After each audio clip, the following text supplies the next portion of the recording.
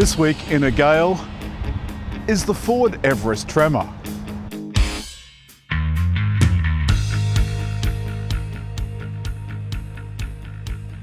If you're wondering where Tremor fits in the range, it's sort of at the top, but of the off-roading section, as if all Everest didn't need to go off-road.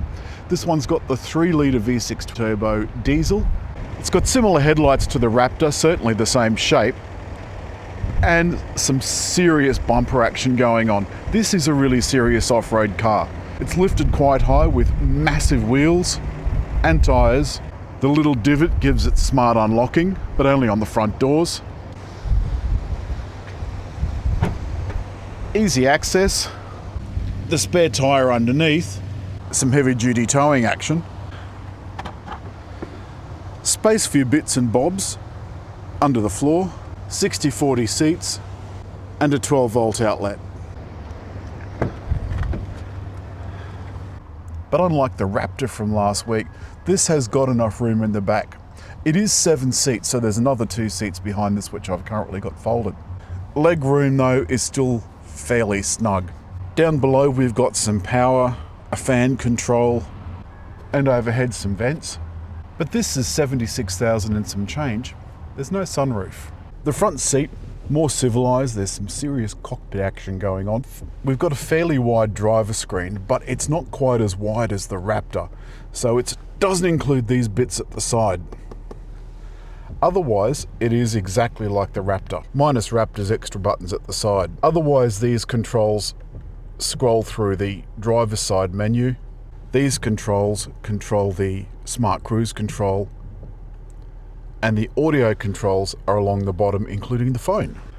This is Sync 4, probably Sync 4A, I didn't check. There's air conditioning controls here, including your heated seats and cooled seats.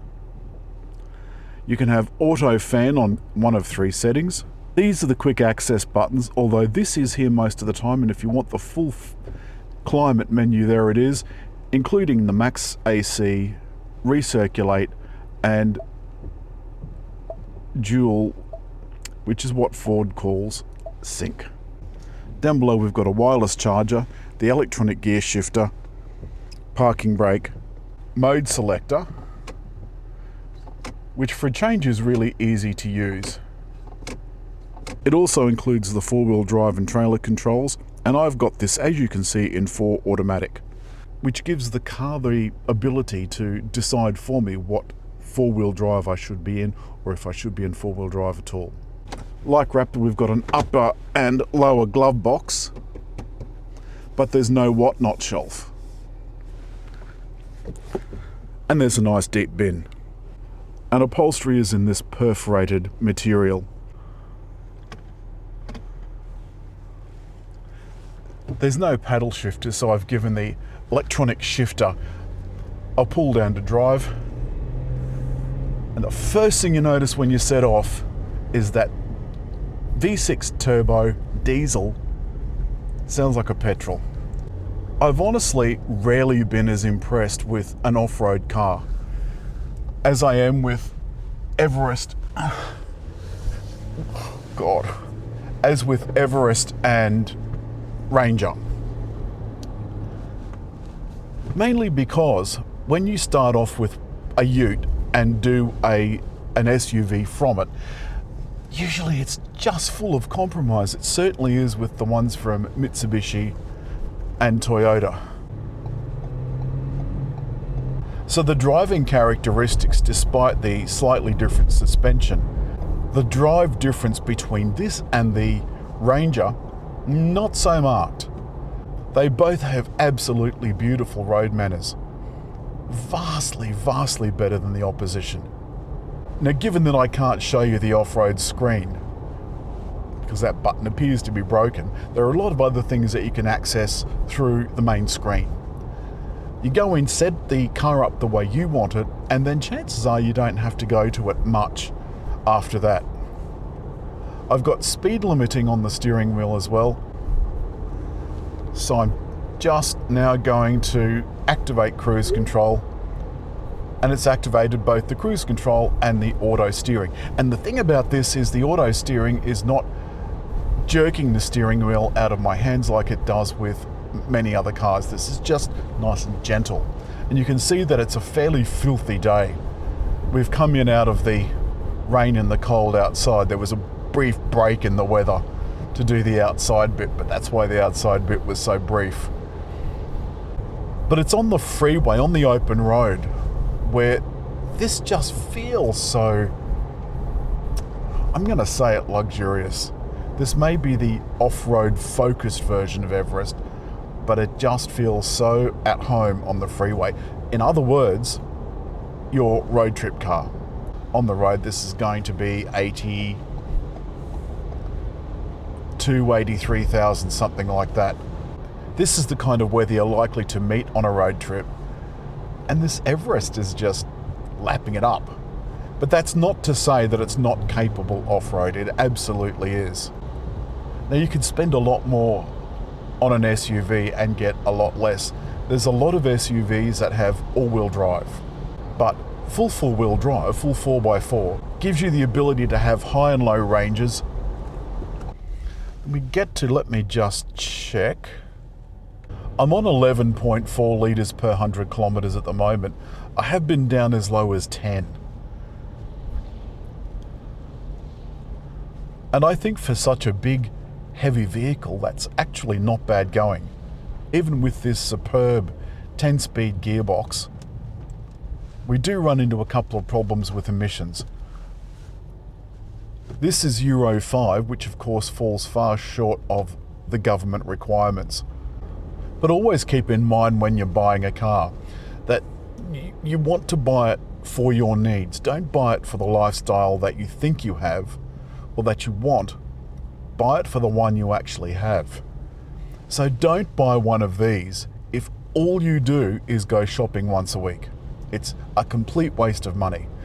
You're paying a huge amount of money for something that you don't need. Everest, of course, comes with 3,500 kilo towing capacity. And that's absolutely huge, but always keep in mind your gross vehicle mass and your gross combined mass. The sound system is great, not as good as it was in the Raptor, but then that was Bang & Olufsen. They have thought of everything, even though we have carpet on the floors. Not very expensive carpet, but we've got carpet on the floors. There are rubber floor mats, so that you can get in with your dirty shoes and it's not going to be such an issue to clean. Though having said that, I don't know if I really want to take an $83,000 vehicle off into the wilds and get it all scratched up. Anything the Ranger can do, this can do. Except it does it with a bit more joie de vivre. You can keep everything dry.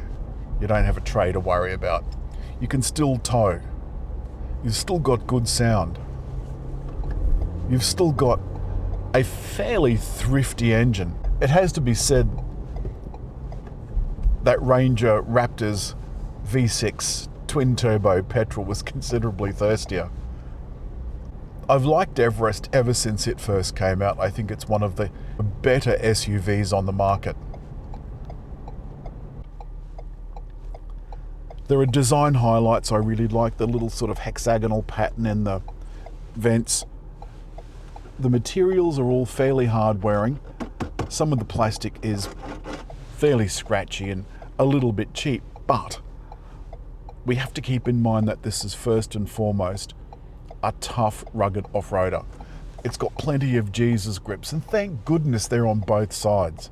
The seats are comfortable, they're electrically adjustable, and the driver has 3 memory positions.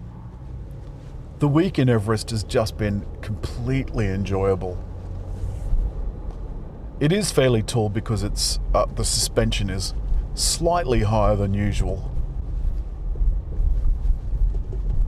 which means you do have to watch in lower car parks, and it does give me the heebie-jeebies, and I can't open the inner sunroof cover to see how close I am to things above, which is probably just as well.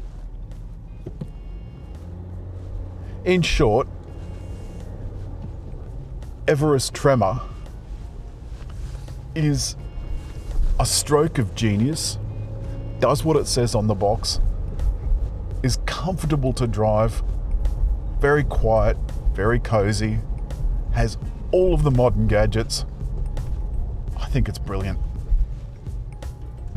That's all this week for the Ford Everest Tremor. As always, hit like, leave a comment, and just over there on the round thing, do subscribe.